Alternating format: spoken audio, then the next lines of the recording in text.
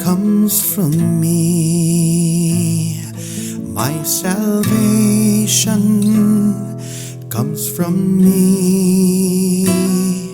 My salvation comes from me.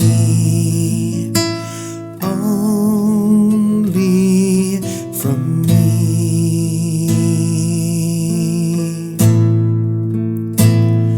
My salvation comes from me. My salvation comes from me. My salvation comes from me. Only from me.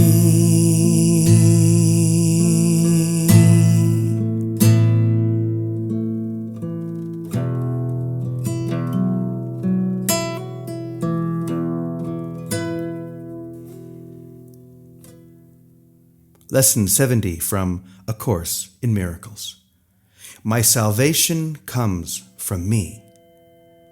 All temptation is nothing more than some form of the basic temptation not to believe the idea for today. Salvation seems to come from anywhere except from you. So too does the source of guilt. You see neither guilt nor salvation as in your own mind and nowhere else.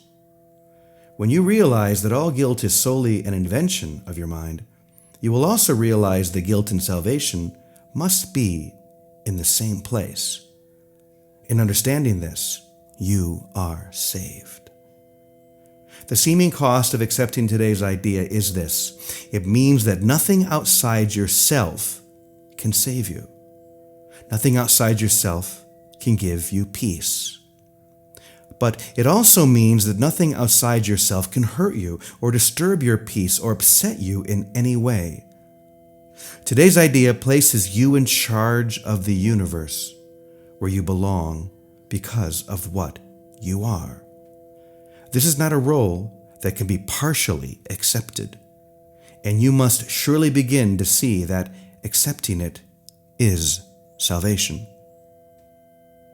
It may not, however, be clear to you why the recognition that guilt is in your own mind entails the realization that salvation is there as well.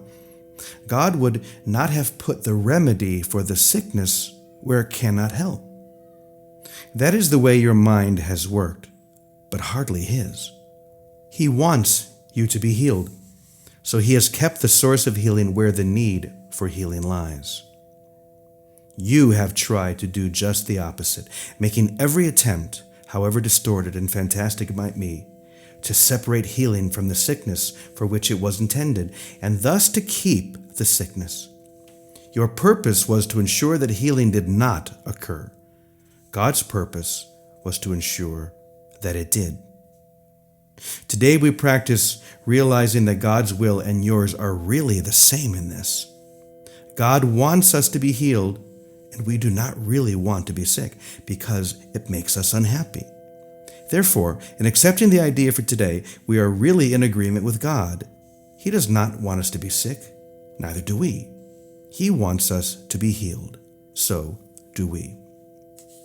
We are ready for 2 longer practice periods today, each of which should last some 10 to 15 minutes. We will, however, still let you decide when to undertake them. We will follow this practice for a number of lessons, and it would again be well to decide in advance when would be a good time to lay aside for each of them, and then adhering to your own decisions as closely as possible. Begin these practice periods by repeating the idea for today, adding a statement signifying your recognition that salvation comes from nothing outside of you. You might put it in this way: my salvation comes from me. It cannot come from anywhere else. Then devote a few minutes with your eyes closed to reviewing some of the external places where you have looked for salvation in the past, in other people, in possessions, in various situations and events, and in self-concepts that you sought to make real. Recognize that it is not there, and tell yourself, My salvation cannot come from any of these things. My salvation comes from me and only from me. Now we will try again to reach the light in you, which is where your salvation is. You cannot find it in the clouds that surround the light, and it is in them you have been looking for it. It is not there. It is past the clouds and in the light beyond. Remember that you will have to go through the clouds before you can reach the light. But remember also that you have never found anything in the cloud patterns you imagined that endured or that you wanted. Since all illusions of salvation have failed you, surely you do not want to remain in the clouds, looking vainly for idols there, when you could so easily walk on into the light of real salvation. Try to pass the clouds by whatever means appeals to you. If it helps you, think of me holding your hand and leading you, and I assure you, this will be no idle fantasy. For the short and frequent practice periods today, remind yourself that your salvation comes from you, and nothing but your own thoughts can hamper your progress. You are free from all external interference. You are in charge of your salvation. You are in charge of the salvation of the world. Say then, my salvation comes from me. Nothing outside of me can hold me back. Within me is the world's salvation and my own.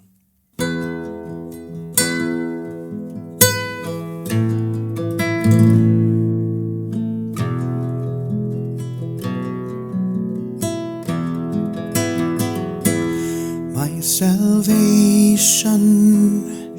comes from me. My salvation comes from me. My salvation comes from me. Only from me.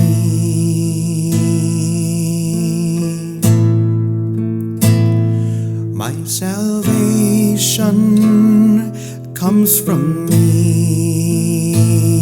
My salvation comes from me. My salvation comes from me. Only from me.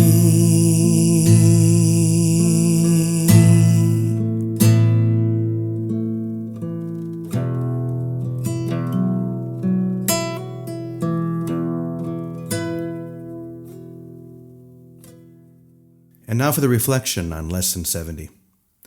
Jesus gives us something very interesting here. He says that all temptation is nothing more than some form of the basic temptation not to believe the idea for today.